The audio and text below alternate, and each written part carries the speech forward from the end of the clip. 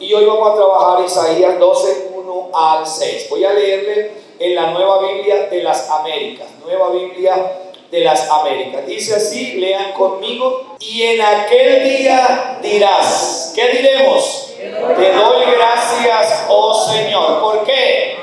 Porque aunque estabas enojado conmigo, tu ira se ha apartado y me has consolado. Dios es mi salvación. Confiaré y no temeré. ¿Por qué? Y mi canción es el Señor Dios. Él ha sido mi salvación. Con gozo sacarás aguas de los manantiales de la salvación. Y en aquel día dirás, ¿qué diremos? Invoquen su nombre, hagan conocer entre los pueblos sus obras, hagan recordar que su nombre es. Canten alabanzas al Señor. ¿Por qué? Cosas maravillosas. Sea conocido esto por toda la tierra. Clama y grita de júbilo, habitante de Sión. ¿Por qué?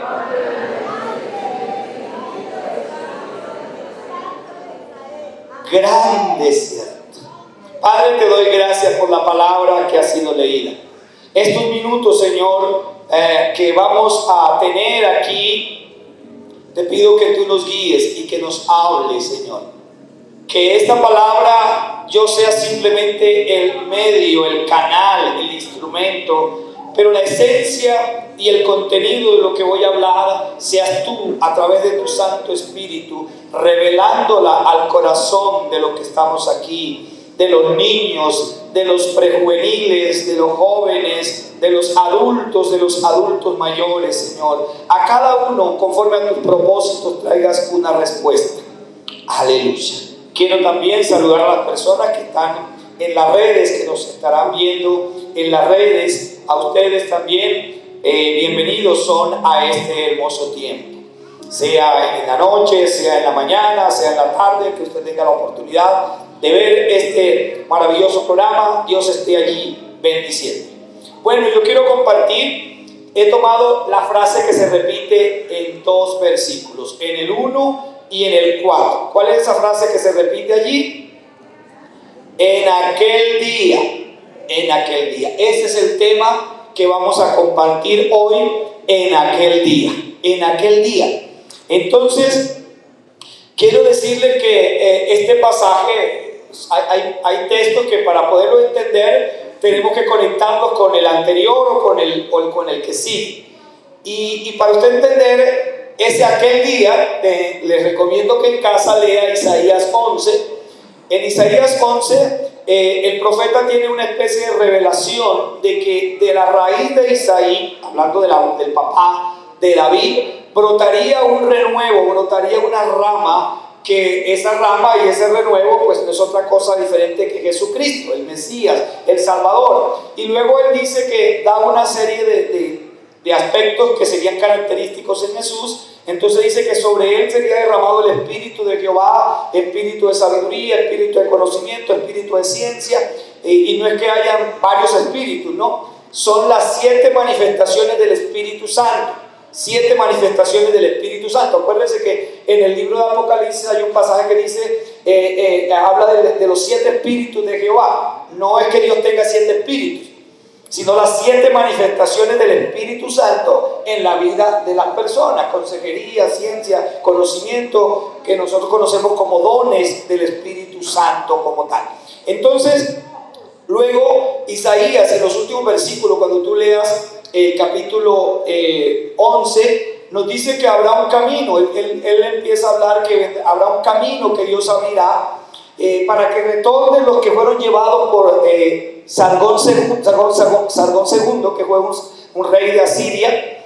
Esos que fueron tomados primero que todo, porque el primero que invadió a las tribus del norte, cuya capital era Samaria, fue Tiglat-Pileser III, y Tiglat-Pileser III fue el papá de Sargón II, y Sargón II, tanto Tiglat-Pileser como Sargón II atacaron a las tribus del norte.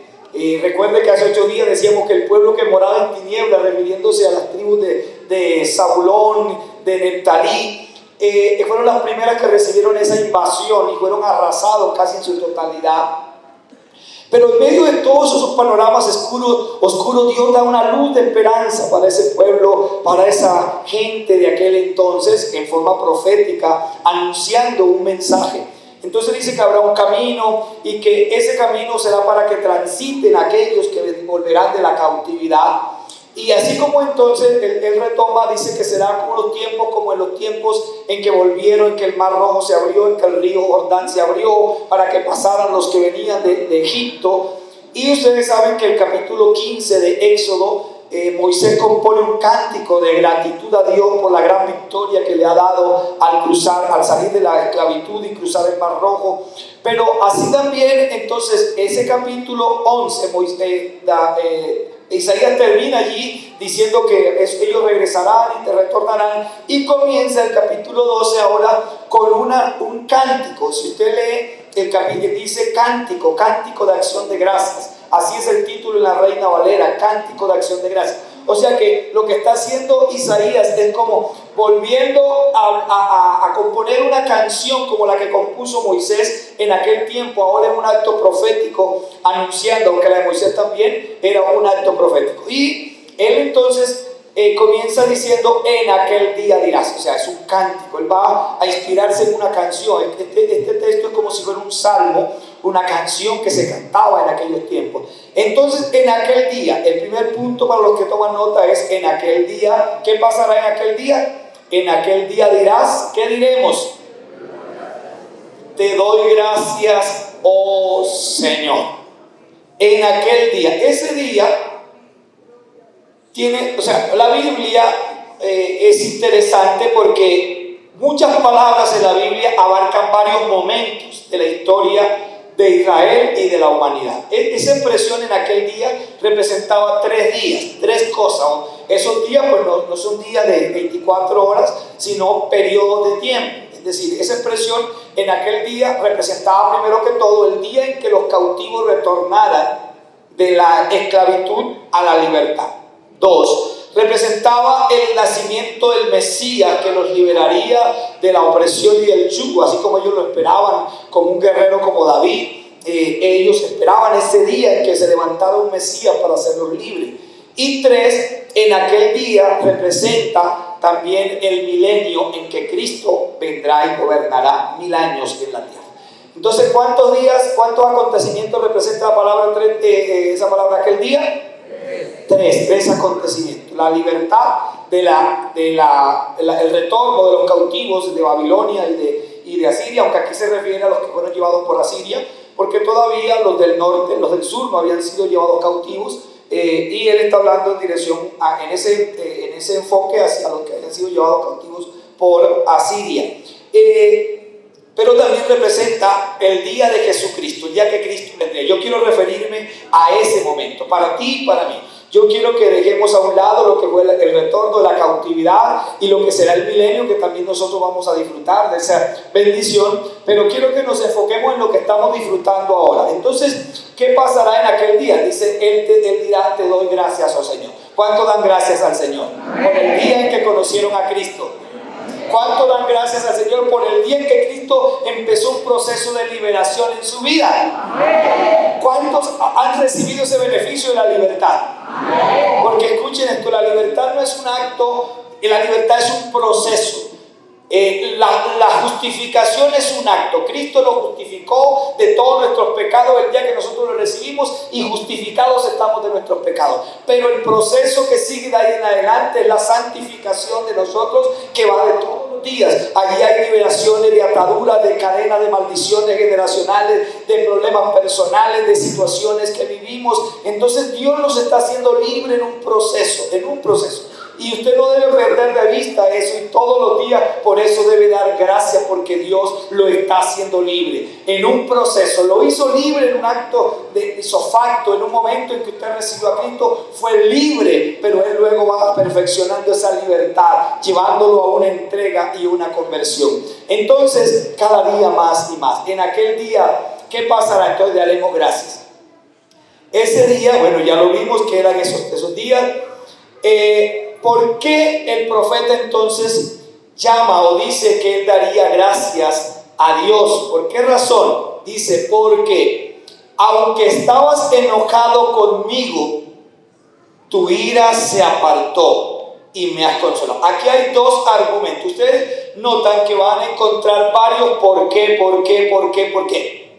Es interesante cuando nosotros leemos la Biblia tener en cuenta esos por qué o esos conectores. Yo ahorita que me estoy dando cuenta de los conectores, ahora que estoy estudiando en Laja, me han llevado a estudiar los conectores. Esos conectores no están allí por estar. Ese es una razón. Algunos son de causa-efecto, otros son de efecto-causa, resultado. Pero la idea es que entendamos que en esos 6 versículos hay 4 por qué. ¿Por qué? Porque algunos de esos por qué, primero está la causa. Otro de esos por qué, primero están los resultados y después la causa. Pero la idea es entender que ese por qué siempre es una razón de las cosas. Es una razón de por qué debemos dar gracias a Dios. Y hoy, además de esos 4 por qué, tú y yo tenemos muchas razones por las cuales darle gracias a Dios. Amén. Yo tengo una razón muy grande hoy por qué darle gracias a Dios en medio del dolor, porque en mi corazón ha habido un golpe muy fuerte. Y es que mi madre hace como unos 20 días sufrió una especie de una ACV, así, una especie de un accidente cardiovascular. Mi mamá tiene 89 años, como se los he contado. Y un día mi hermana nos manda un mensaje, nos dice: mi mamá, en la mañana todo está bien, estaba todo bien, pero como a las 2 de la tarde nos dice: mi mamá se le cayó el brazo y no mueve el brazo. Entonces mi hermano, que estaba allá en el pueblo, inmediatamente arrancó camino para la finca a llevarla. Pero lo interesante es que mi mamá hablaba como un lorito, o sea, no perdió su voz, pero ella ya no podía sentarse, tenían que sentarla, y duró casi 20 días en la clínica. Y le hicieron una arteriografía para sondearle sus arterias, sus venas. Y a pesar de todo esto, porque para mí como hijo es doloroso ver a mi mamá en el estado en que está, yo puedo decir gracias a Dios porque la ha sostenido hasta aquí. Amén. Ella pudo haberle dado un derrame cerebral y morir fulminantemente. Antes de ayer le escribí, el día del 24, una hermana de aquí de la iglesia, que pues yo la distingo muy poco, solamente un día fui allá donde ella. Y el esposo, que era totalmente enemigo del evangelio, ese día nos sacó de su casa, muy enojado, porque dijo: ustedes vienen a buscar los diezmos, ustedes vienen a robarse la plata de mi esposa. Y ese señor el 24 estaba afeitándose en el baño y de repente cayó fulminado. Lo reanimaron, lo llevaron a la clínica, pero murió. Y es doloroso porque, bueno, yo creo que él no tuvo un encuentro con Dios por la actitud que tuvo ese día con nosotros. No tuvo, a lo mejor, a menos que Dios le haya dado una oportunidad allí. Pero hoy nosotros podemos decir gracias a Dios, porque nosotros no debemos dar gracias solamente porque nos va bien en todo. A veces hay que dar gracias a Dios en medio del dolor. A veces hay que con las lágrimas que caen al piso, pero también mirando al cielo y decir: Dios, gracias, porque David decía que él daba gracias a Dios, porque Dios en medio del dolor recogía sus lágrimas y las guardaba en una redoma, porque Dios no solamente recogía sus lágrimas, sino que las escribía en un libro. Así dice David en el Salmo 56: tú recoges mis redomas en una vasija y escribes, las registras en tu libro. ¿Sabes qué? Yo no sé cuántos han llorado este año. ¿Cuántos han enfrentado el dolor por un ser querido, por un ser amado? Estamos en estos momentos, nuestro hermano José Domingo falleció también hace un día, 2 días. Creo que lo sepultaron ayer. Hoy. Allá en la Dorada Caldas se lo llevaron para allá el cuerpo. Hay dolor en los corazones, pero yo quiero decirles que en medio del dolor, tú y yo debemos pensar como David: te doy gracias, Dios, porque en medio del dolor tú recoges mis lágrimas y no las echas a la caneca, en la basura, no las echas a la letrina. Tú recoges mis lágrimas y escribes en tu libro. Yo no sé qué escribe Dios en ese libro, libro sería cuántas gotas de lágrimas derramamos ese día. No sé por qué lloramos ese día. No sé por qué razón, pero David decía, tú las registras en tu libro. O sea que tus lágrimas no son en vano delante del Señor. Mis lágrimas no son en vano delante del Señor, porque el Señor lleva un registro. Yo no sé si ese día que nos presentemos allá, Él nos abrirá allí una especie de escritos donde nos dirá, mira, las veces que tú lloraste, yo no me olvidé de ti. Tú muchas veces pensaste que yo te había dejado solo, pero mire, estuve tan atento de ti que recogí tus lágrimas. Esa figura de que alguien que recoge las lágrimas es la manifestación de un amigo muy cercano a uno.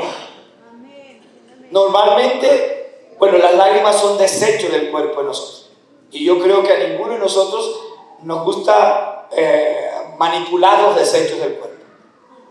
Pero dice que Dios cuando nos ve llorando, se acerca a nosotros y recoge las lágrimas. No, es como ese amigo que le presta el hombro y le dice, llora allí. Y el hombro de ese amigo es inundado de tus lágrimas.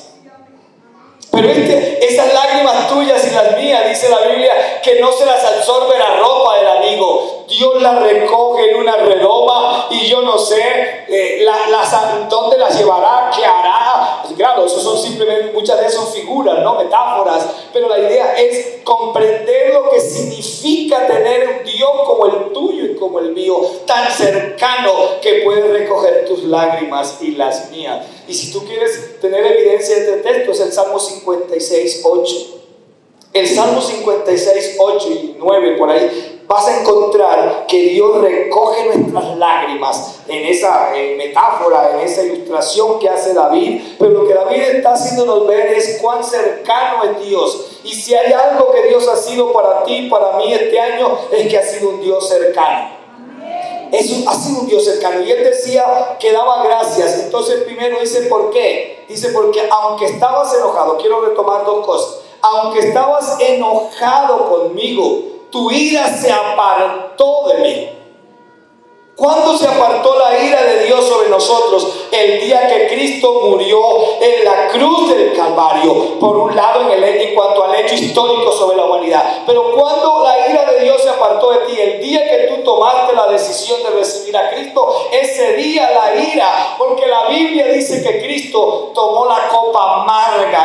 Acuérdense la oración que él hacía ya. Padre, si es posible, pasa de mí esta copa, mas no sea como yo quiero, sino como tú quieres. Ahora, la copa amarga no representaba que Cristo no quisiera ir a la cruz. Era la situación que Él cargaba sobre nosotros. El pecado de toda la humanidad recaería, porque escuche, una de las cosas que Cristo nos libró a nosotros fue de la ira venidera. Escucha esto, ¿de qué nos libró Cristo en la cruz del Calvario? De la ira venidera. ¿La ira de quién? De Dios. La ira de Dios. Cristo vino a librarnos. ¿Por cómo no agradecerle al Señor? Ahora, escuchen esto, si a nosotros nos daba miedo cuando papá estaba enojado, papá biológico, ¿cuántos tuvieron algún papá que los regañó? Y que de pronto le dijo, allá en la casa arreglamos. ¿Cuántos le decían los papás así? Allá en la casa arreglamos. Ay, Dios mío bendito. Cuando mi papá me decía en la casa arreglamos, yo quería que la tierra me tragara. Algunos ahí mismo, vamos a arreglar aquí mismo. Mi papá también tenía un dicho cuando a veces, porque el muchacho a veces sus travesuras, justo cuando llegaban los compadres a visitar, el pelado se pone a hacer travesura y comete una embarrada. Y mi papá le decía la frase, me va a perdonar, compadre, pero a yo lo voy a corregir. Y delante del compadre, delante de la comadre, delante del que fuera, venía, cogía el surriago. Ahora yo le pregunto, ¿nos producía temor eso? Ahora, era la ira de papá, la ira de mamá. Pero ¿saben qué? ¿Cuánto más la ira de Dios? ¿Cuánto debemos gozarnos y alegrarnos de saber que un día alguien nos predicó del amor de Jesucristo. Y hoy, si alguien tiene que darle gracias a Dios, es por la vida de aquel que te compartió del amor de Dios. Porque aquel que te compartió del amor de Dios fue el instrumento que Dios usó para que la ira de Él no recayera sobre ti. Y esto es para que nosotros aprendamos a caminar con firmeza. Los caminos de Dios no son de hoy sí, mañana no. Porque qué tal que me agarre acá afuera y la ira de Dios, después de yo haber disfrutado de los beneficios de Él, ahora yo venga a recibir su ira por mi irresponsabilidad, por mi falta de compromiso, por mi falta de disposición.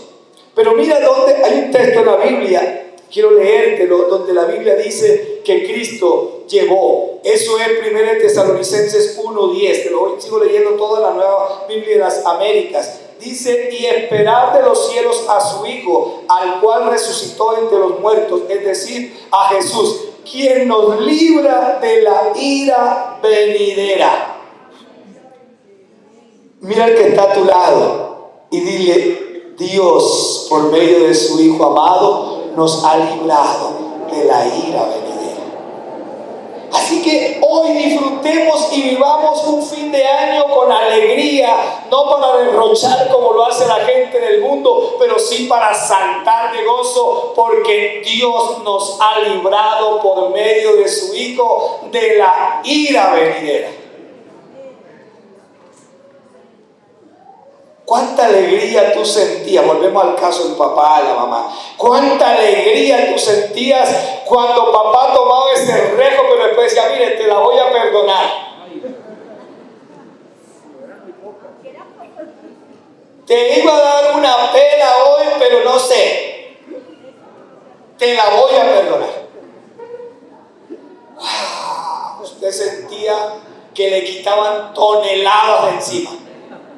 Bueno, hoy alégrese porque no le han quitado toneladas, le han quitado el fuego del infierno de encima. Eso es lo que ha hecho Jesucristo. Nos ha sacado del fuego, donde dice la Biblia que ya humeábamos. La Biblia dice en el libro de Zacarías: no es como tizón, hablando de Josué, del sumo sacerdote Josué, cuando se presentó allá en esa visión que tuvo Zacarías, dice: no es él. Cuando dice que se presentó ante Dios y estaba Satanás a la derecha acusando a Josué, diciendo esto, aquello, pero el ángel que sale a defender a Josué dice: no es él un tizón arrebatado del fuego. O sea que nosotros ya teníamos olor a infierno, no, olor a humo, a carne quemada, azufre. Pero de allá fuimos librados. Por eso no en vano el Salmo 103 dice que fuimos sacados ¿de dónde? Dice: bendice alma mía Jehová y bendiga todo mi ser su santo nombre. Bendice alma Jehová. ¿Por qué? Dice una de las cosas: porque te sacó del hoyo. Y algunos fueron sacados del hoyo y de la olla. No lo sacó solamente una cosa, de la olla, porque estaban en una crisis económica cuando conocieron del Señor. Y usted sabe, cuando la gente está en crisis económica, ¿dónde está? Está en la olla. Otros dicen: está en la inmunda. Pero de allá nos sacó el Señor, del hoyo y de la olla. Del hoyo y de la olla. Entonces hoy es un motivo para decirle: te doy gracias, Señor, porque aunque te enojaste conmigo, tu ira se aplacó cuando Cristo Jesús, ese es el día, en aquel día, ese día es hoy en que Cristo nos hizo libre. Cristo nos hizo libre. Y luego dice: no solamente me libraste de la ira venidera, sino que me consolaste. ¿Cuántos han sido consolados? ¿Qué es el consuelo? Un alivio. Cuando el consuelo es un consolador, es aquel que se hace al lado para. Es decir, es el que se hace al lado tuyo para prestarte el hombro para que llores. Es el que se hace al lado tuyo, muchas veces solamente calla y te deja llorar. Muchas veces uno no sabe, sobre todo cuando hay un dolor muy grande. Yo soy muy blandengue en mis emociones, en mis sentimientos. Y cuando tengo que ir a un lugar donde ha muerto una persona que ha sido amada, que deja mucho dolor, eso es muy fuerte para mí. Yo lo pienso más de una vez, sobre todo cuando tiene que ver con niños. En los años por allá 2006, 2007, algo así, no, eso fue como a comienzos, como 2002, cuando estaba la violencia así como está ahora. En Neiva pusieron, o sea, unos militares, había un muchacho de Barranquilla, que la muchacha era cristiana, él no era cristiano, pero él en un simulacro en la gobernación del Huila perdió una mano, haciendo un simulacro de una bomba, y la bomba efectivamente se le estalló y le voló la mano. Y él amaba mucho la institución y él pidió que no lo retiraran, que lo dejaran. Y de pronto los psicólogos le recomendaron que, bueno, frente a que lo dejaran allí un tiempo mientras lo fueran sacando poco a poco. Pero era un hombre que amaba mucho la institución y él era un antiexplosivo. Y avisaron que había una bomba ahí cerca de la iglesia de nosotros en la noche y él fue él dijo, déjenme ir, yo solamente voy para dar instrucciones. Pero cuando fueron, la bomba estaba le habían puesto una rejilla, en una cuestión de alcantarilla. Y cuando ellos se iban acercando, eso explotó. Ellos la recogieron y la iban a detonar fuera, y eso explotó dentro del carro. Eso lo recogieron con cucharas. Eso no se supo qué era del uno y qué era del otro, eso quedaron hecho nada. Eso fue en la noche. En la mañana yo me despierta con una llamada, pastor, el esposo de la hermana fulana tal, anoche en esa bomba murió. Y ellos quedaban cerca de la casa donde yo vivía. Y yo me fui para la casa de ellos. Y la hermana en ese desespero me decía, pastor, no se vaya, las niñas no han despertado todavía y yo necesito que usted hable con las niñas. Yo decía, Dios mío, que ojalá no despierten estas niñas. Dale un somnífero para que no despierten mientras yo esté aquí. Y efectivamente yo duré como hasta las 11 de la mañana y las niñas no despertaron. Y yo me fui. Pero hubo otro caso, la esposa de un pastor que viniendo con él de Gigante Huila se accidentaron y murió ella. Y me llamaron, pastor, el niño está incontrolable, venga. Y déle esperanza a este niño y déle un mensaje. Uno dice, ¿qué le digo yo, Señor? ¿Cómo yo consuelo este corazón? ¿Sabes qué? Leamos lo que dice la palabra. Yo con esto voy a terminar porque hoy yo quiero que terminemos orando. Mira lo que el Señor nos dice en 2 de Corintios. 2 de Corintios, en el capítulo 1, versículos 3 y 4. Bendito sea el Dios y Padre de nuestro Señor Jesucristo, Padre de misericordia y Dios de ¿qué? De toda consolación. O sea, no hay consolación que una persona no necesite, o no hay un dolor que una persona tenga que no la encuentre consuelo en Dios. Dios de toda consolación. ¿Qué más? El cual nos consuela en todas. No solamente es el Dios de toda consolación, Él nos consuela en todas nuestras tribulaciones. ¿Alguien tiene tribulación estos días? ¿Alguien ha tenido tribulación estos últimos tiempos? Bueno, aquel que te libró de la ira venidera, no solamente nos libró de la ira venidera, sino que nos consuela. Porque aunque la ira venidera ya no va a tener efecto si seguimos fieles a Dios, los dolores sí seguirán viniendo en nuestro corazón. Las tristezas sí seguirán viniendo en nuestra vida. Las aflicciones sí seguirán tocando la puerta de nuestra vida. Pero tenemos una promesa, que el Dios de toda consolación nos consuela en todas nuestras tribulaciones.